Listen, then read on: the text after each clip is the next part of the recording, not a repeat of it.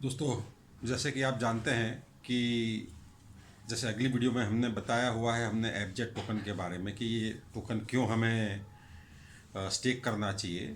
और इनके जो क्रिएटर है मिस्टर मयंक, उन्होंने एक प्लान बी भी दिया है। अगर आपको इसी में अगर पैसा कमा के आपको स्टेक करना है तो एक प्रोग्राम दिया हुआ है। इसी प्रोग्राम के सिलसिले में जैसे हम वर्क करते हैं, पूरा प्रोग्राम का हमने ऑलरेडी वीडियो डाला हुआ है कि कैसे आप उसमें पैसा कमा सकते हो और वो पैसा हम कैसे इन्वेस्ट कर सकते हैं स्टेकिंग प्रोग्राम के अंदर।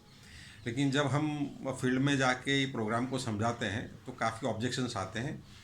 तो उसी ऑब्जेक्शन के सिलसिले में भी काफ़ी हमारे जूम मीटिंग के वीडियोस ऑलरेडी है। उसमें से एक वीडियो मैंने ऑलरेडी यहाँ रखा हुआ है मेरे चैनल पर, वहाँ आप देख लीजिए। वहाँ आपको पता चल जाएगा कि उसका जो जो हमें मार्केट के अंदर जो क्वेश्चंस आते हैं, जो ऑब्जेक्शंस आते हैं, तो उसका हम कैसे जवाब दे सकते हैं, वो मयंक जी ने बहुत बाखूबी से बताया हुआ है। लेकिन उनमें से एक सबसे बड़ा ऑब्जेक्शन आता है नॉर्मली, जो हमारे अनुभव में है, कि वो जब कॉइन मार्केट कैम या कॉइन जीको में देखते हैं तो वहाँ एक आपको वार्निंग लिखी जाती है कि भाई creator can mint more coins इत्यादि इत्यादि। तो ये ऑब्जेक्शन बेसिकली मैं आपको बता देता हूँ कि बेसिकली इसमें कुछ नहीं है। वो 10-15 दिन के अंदर वो निकल जाएगा। वो आपका जो नोट जो वार्निंग है वो निकल जाएगा जैसे ही हमारा ऑडिट रिपोर्ट उनके पास पहुंच जाएगा। और बिल्कुल ये ट्रांसपेरेंट प्रोजेक्ट है, नथिंग टू बी वरीड। और इसी ऑब्जेक्शन को मयंक जी ने खुद जूम मीटिंग में हैंडल किया हुआ है। तो आप उन्हीं के मुंह से सुनिए तो आपको आइडिया आ जाएगा, ताकि आपको एक कॉन्फिडेंस आ जाएगा कि एफजेट टोकन में हमें अगर हम इसी के अंदर स्टेकिंग करते हैं तो कोई भी खतरा नहीं है। 11 बजे इस कॉन्ट्रैक्ट को बनाया गया था लाइव। एंड नेचुरल सी बात है, हम लोग बहुत ज्यादा एक्साइटमेंट में भी थे। नेचुरल सी बात है, ये सारी चीजें प्रिपेयर करते टाइम में एक्साइटमेंट, कंफ्यूजन, एंजाइटी सब कुछ एक साथ पर्टिकुलरली चल रहा होता है। और खास करके आप जूम पे होते हो तो जो लेवल एंजाइटी का होता है वो थोड़ा सा और भी बढ़ चुका होता है, क्योंकि जूम पे आप सबको दिखाते हुए कुछ काम कर रहे हो एंड क्वेश्चन आंसर भी नो डाउट ले रहे हो। अब उस दौर में एक गलती मुझसे हुई। मैं जल्दबाजी में जब कॉन्ट्रैक्ट बना रहा था, जो आखिरी ऑप्शन था मिंटिंग ऑप्टिमाइजेशन को अनेबल करने का, गलती से डिसेबल करने का, गलती से वो मुझसे जल्दबाजी में अनेबल छूट गया। ओके, एंड चलो वो तो छूट गया। अब तो जल्दबाजी इमीडिएटली कई बार दिखती नहीं है। अब जल्दबाजी में हमने चूंकि बोला था कि हम पैनकेक स्वैप पे साथ में लाइव होंगे, तो हमने जूम पे ही साथ में लाइव किया। हमने ये भी बोला था कि हम साथ में ही एलपी को बर्न करेंगे, तो साथ में ही बर्न किया। ओके, अब ये सारा प्रोसेस आधा पौना घंटा 1 घंटे का रहा। और उसके बाद नेचुरल सी बात है, हम एक दूसरे क्वेश्चन लेने लगे। हम भी एक्साइटमेंट में थे, लोग भी एक्साइटमेंट में थे, क्योंकि इससे पहले उन्होंने कभी लाइव कॉइन बनते हुए, लाइव कॉइन को एक्सचेंज पे जाते हुए या एलपी को बर्न होते हुए लाइव नहीं देखा था। ये पहली बार हो रहा था। तो क्लियर सी बात है, क्वेश्चन आंसर बहुत ज्यादा थे। और क्लियर सी बात है, हमारी पहली जूम मीटिंग थी, तो हमारी भी कोशिश थी कि हर किसी को अनम्यूट करे, हर किसी को क्वेश्चन को जवाब दें, सारी चीजें हो। अब ये सारा प्रोसेस जो है कई घंटों का बन गया, मतलब घंटे, 2 घंटे, 3 घंटे सारे प्रोसेस में निकल गए थे।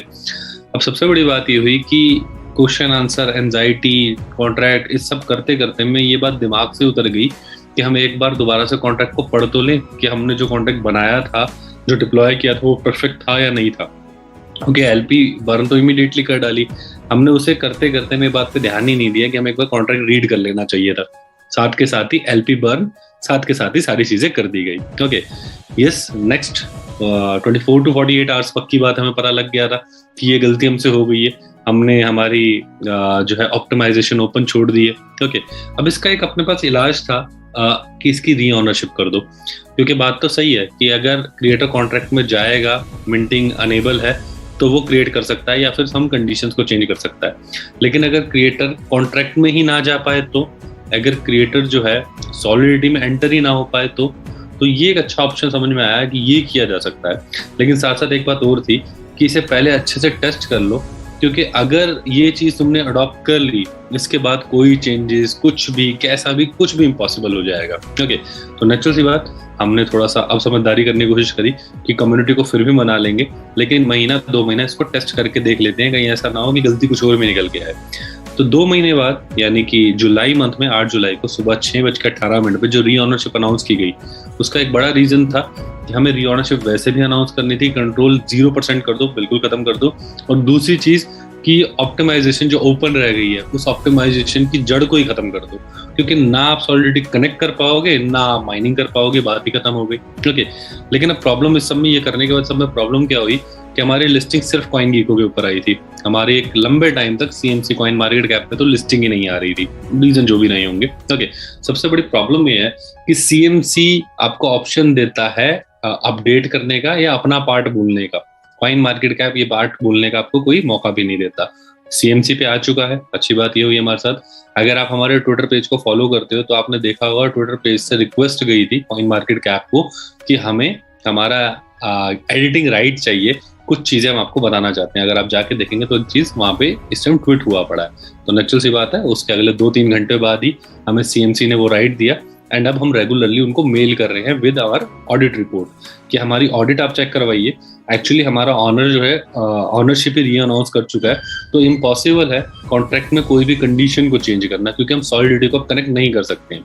नेचुरल सी बात है, नेक्स्ट 5 डेज 10 डेज 15 डेज के अंदर अंदर ये line at least coin market cap से हट जाएगी। तो जैसे ही कॉइन मार्केट कैप से लाइन हटेगी, हम आगे कॉइन गीको को बात आने लायक हो जाएंगे कि कॉइन मार्केट कैप ने हमारी ऑडिट कर ली है और ऑडिट में उसने पाया कि ये चीजें यहाँ पे नहीं है, तो उसने हटा दिया है। सेम टू सेम आपको भी हटानी चाहिए। तो सीएमसी की वेटिंग चल रही थी कि सीएमसी पहले आ जाए।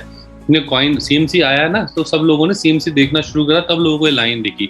नहीं तो ये लाइन दोस्तों पहले से ही कॉइन गीको के ऊपर पहले से ही थी। अलग बात है, यहाँ रेड में दिख रही है तो जल्दी अट्रैक्ट कर रही है, वहां ग्रीन में थी तो जल्दी अट्रैक्ट नहीं कर रही थी, लेकिन ये लाइन पहले से ही थी। ओके, तो इस बात को क्लियर रहिए कि नेक्स्ट शायद 10 डेज और 15 डेज के अंदर अंदर ये लाइन यहाँ से हट चुकी होगी। रीजन बिहाइंड, क्योंकि आप अपनी री ऑनरशिप ही अनाउंस कर चुके हैं।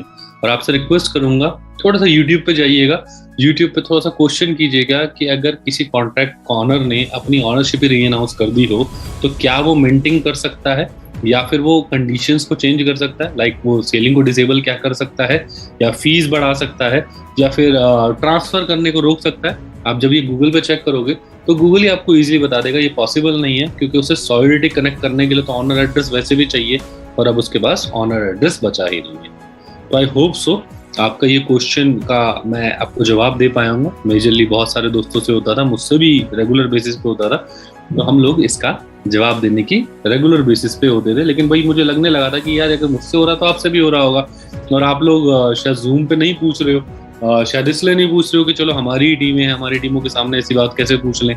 बट जो बात सच है उसे पूछने में कोई हर्ज नहीं, आपको पूछना चाहिए कि रेड लाइन क्यों आ रही है, क्या ये रेड लाइन हटेगी या नहीं हटेगी।